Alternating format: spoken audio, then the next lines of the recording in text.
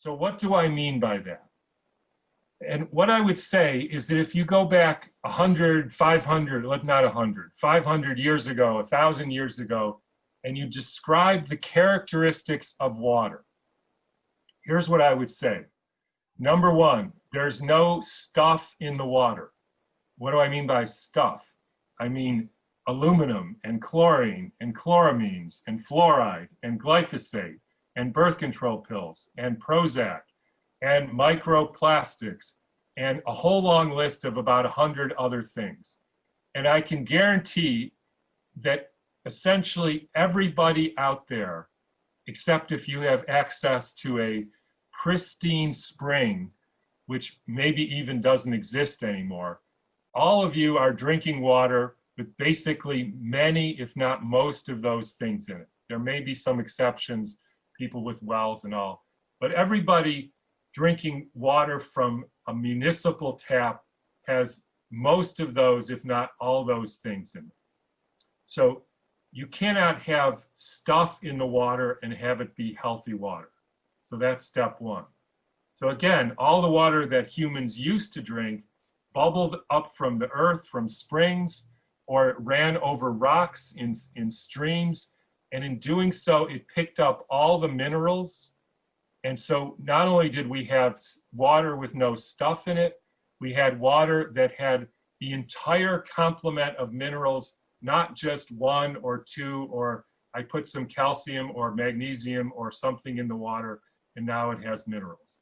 It had all the minerals of the earth in the water. And probably the earth got it from the sea, so it had all the minerals from the sea eventually show up in the water. That's step two.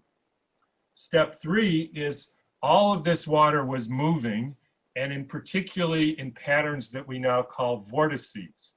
And in doing so, it picked up oxygen, and so we had moving, structured, coherent, oxygenated water.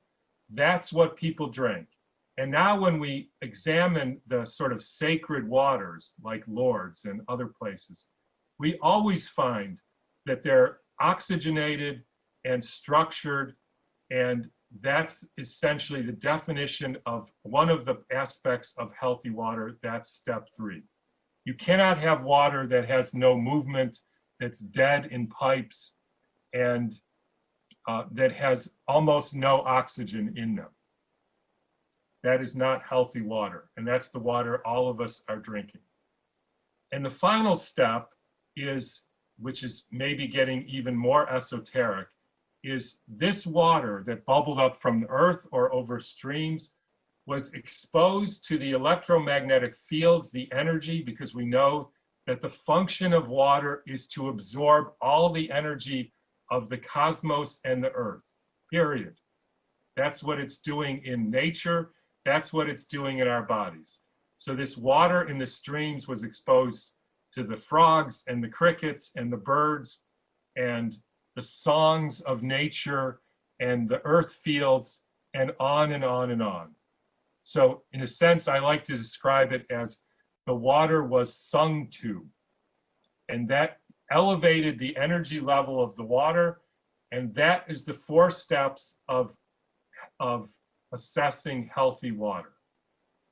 Now, as I said, all the water in your tap has none of those 4 steps. It has stuff in it. It doesn't have the right minerals in it. It has very low, if any, oxygen in it. It is not structured or coherent. And it was sung to by mechanical pipes and all kinds of negative electromagnetic influences, and even not the birds, because apparently 90% of the birds, and I don't know what percent of the insects, are not even here anymore. So that's the problem. Now, a lot of people over the last months since the cancer book have sent me water to try. I've investigated them. I'm not a water scientist, but I've tried to learn what I can about how to evaluate this. And at the end of the day, my conclusion is there's only one water that I know of that fulfills all these 4 aspects, and that's a water made by a company called OphoraWater.com. That's OPHORA ophorowater.com. And what they do is first nano purify the water, which means they're the only company that I've seen that can prove to me that they have no stuff in there, including plastics, including microplastics. And I'm now aware of just how difficult it is to get those things out of the water. I didn't know this 6 months ago. And they can demonstrate that they have gotten those things out of the water. And that's also the reason why they have never and would never put their water in plastic bottles.